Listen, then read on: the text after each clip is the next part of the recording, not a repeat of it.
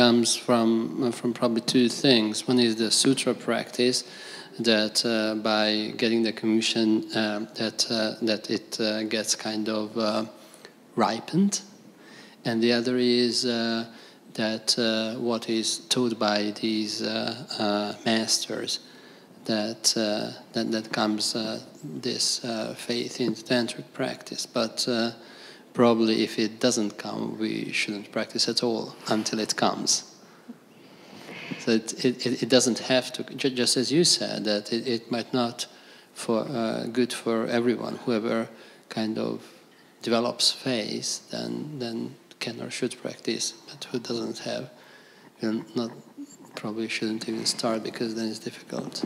Yeah, I mean, again, Tantra is an advanced practice. It's not something one should be doing right away in the beginning, when one first learns Buddhism. So the ideal procedure would be to first study the sutra teachings, like the Lam Rim, basic program type studies, and really get a firm grounding in those. And hopefully, by studying, investigating, practicing those kind of teachings, one will feel, oh, there's something here, it's valid, it's true, it works. So then on the basis of that, one would be practicing Tantra. So, what I do in my mind is, there are other things that the Buddha taught that I have no doubt about. Obvious, impermanence, suffering, definitely. And then the practice of meditation, working with your mind. You can also see that, oh, this does work, this does help.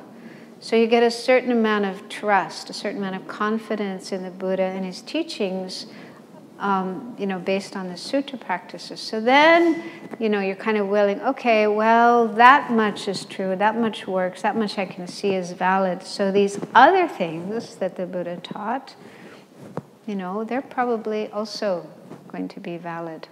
Or not just with the Buddha, but also with the teachers. I've been studying with Tibetan teachers for more than 40 years, and my experience has been mostly very, very positive. And also what I observe in their behavior, their life, and so on. They're pretty amazing beings. So I'm willing to believe that what they're saying is true. It's sort of a little bit like blind faith to a certain extent, but there's really no other way. There's no way you can prove the validity of Tantra unless you jump in and do it. Or you observe, listen to the teachers who are saying, I did this, and this is what I experienced. And you just have to believe, take their word for it. Alison? In Lama Zopa Rinpoche's book, Heart of the Path, there is a reference to patching up your devotion. And there's some passages about that. And I can't remember. Patching up your devotion. Yeah. And I can't remember exactly what is in those passages at this moment. But I was very heartened by that, because there was an acknowledgement that your devotion might not be might not be top notch, and there were things that you could logically do about it. So that's a resource on this topic. May not be exactly the same thing, but that's more to do with devotion to your teacher. It's to do with devotion to your teacher, but that's quite close, isn't it, when we're talking about having faith in Tantra? Yeah, because there's no way to practice Tantra without a teacher. You have to receive the initiation, the instructions from a teacher. You have to maintain a healthy teacher-disciple relationship. So definitely the teacher is an essential part of Tantric practice. So, it just seems people I know who have unbelievable devotion to a teacher, it seems to go hand in hand with very, very strong faith in the practices. Yeah. In fact, it's quite hard to put a piece of paper between the two. And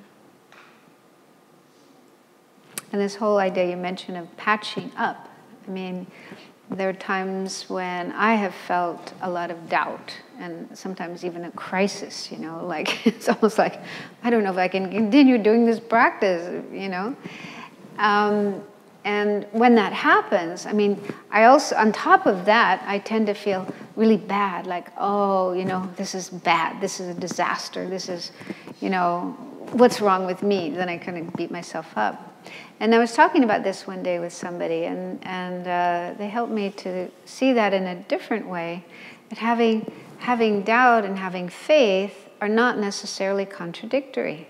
You know, I can't remember how it went, but maybe it's something like, just like with our mind is impermanent by nature. And in a relationship with someone, there might be moments when you feel incredible love and kindness towards that person. Other moments you feel incredible anger, you know, and even want to bash them.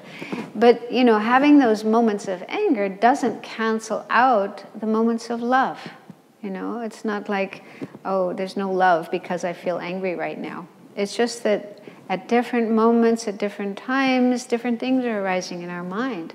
So anyway, so that really helped me to see that, okay, there are moments when I have doubt, but there are also moments when I have faith.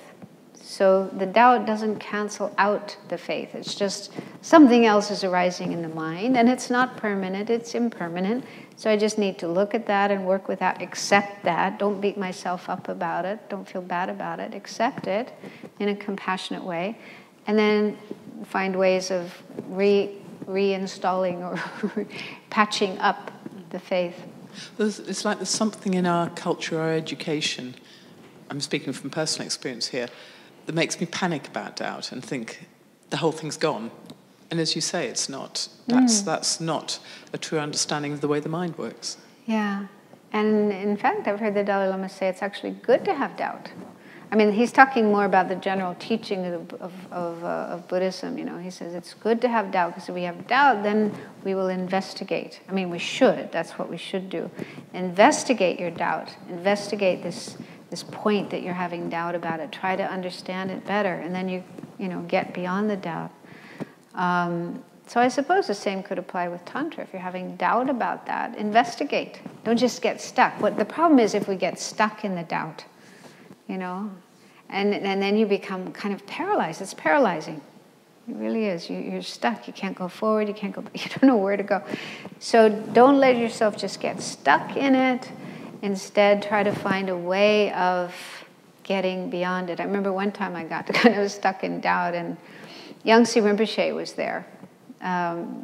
He was just in Bulgaria, and he just happened to be there. So I went and talked to him, and it was just so helpful to be able to talk to somebody that I respected, and he was just very kind and compassionate. And so I found a way out of that situation.